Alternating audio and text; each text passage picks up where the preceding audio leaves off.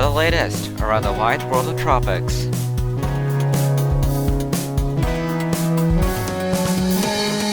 Tropical Weather Bulletin for November 27th.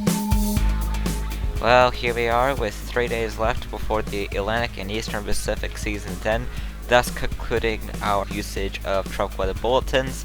And of course, snow systems are currently active as we enter day 331 of the year. 88 storms remains the total storm count for the year, with 92, of course, being the average. In the Atlantic, it's day 179 of the Atlantic hurricane season, and there are 3 days left until that ends.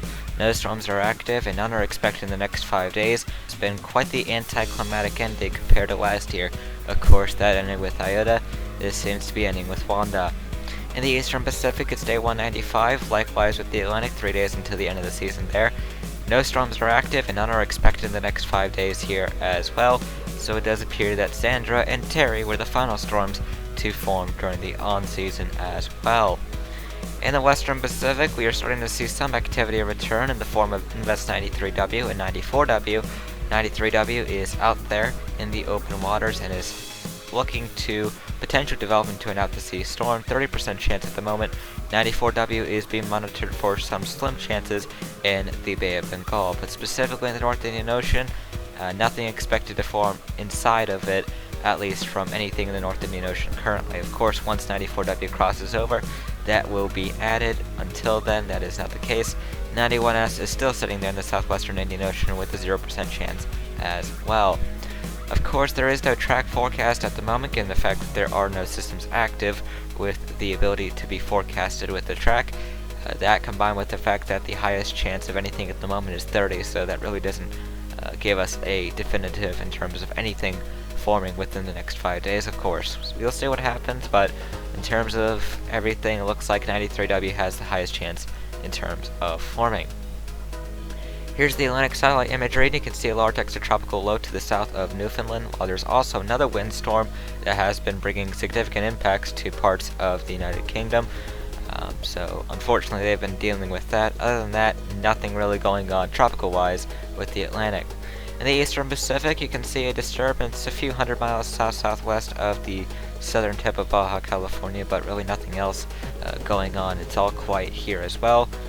Unsurprising that the Central Pacific is seeing nothing as well. In the Western Pacific, you can see 94W. That is the large elongated mess to the south of the Hainan Peninsula in near Vietnam, expected to cross over into the Bay of Bengal, where we could see that redesignation into a Bay of Bengal invest.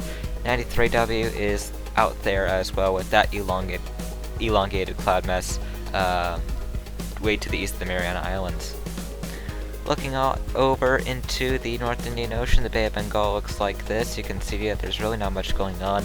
A lot of dry activity going on with nothing in the Arabian Sea to know, and just a small disturbance in the Bay of Bengal. Of course, none of that is going to be developing to a tropical cyclone. The only chances there, of course, go to 94W, which is where our floater imagery is at.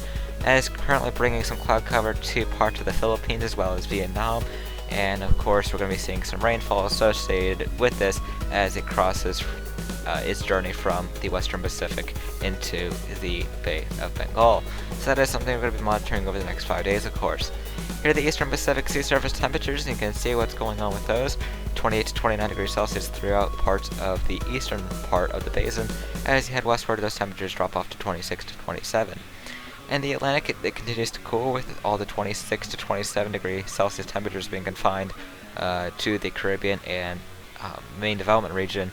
Of course, nothing is looking likely to develop here anytime soon. As it is, the subtropics are of course cooling, as well as the Gulf Stream, which is now down to around 25.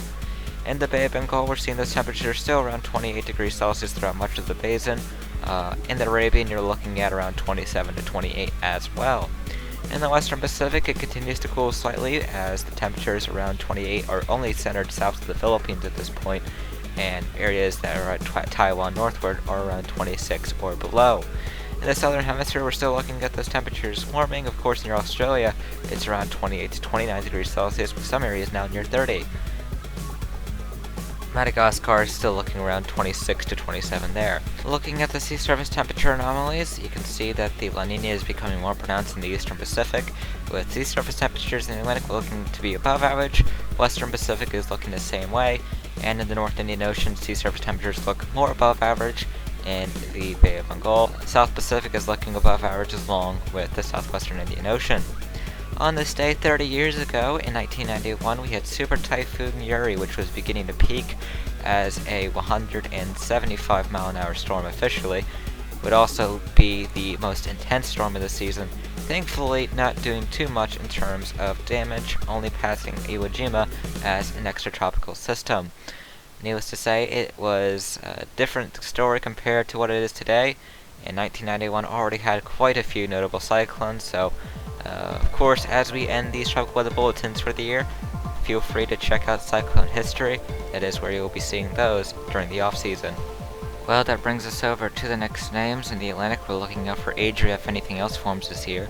In the Eastern Pacific, we're looking out for Vivian.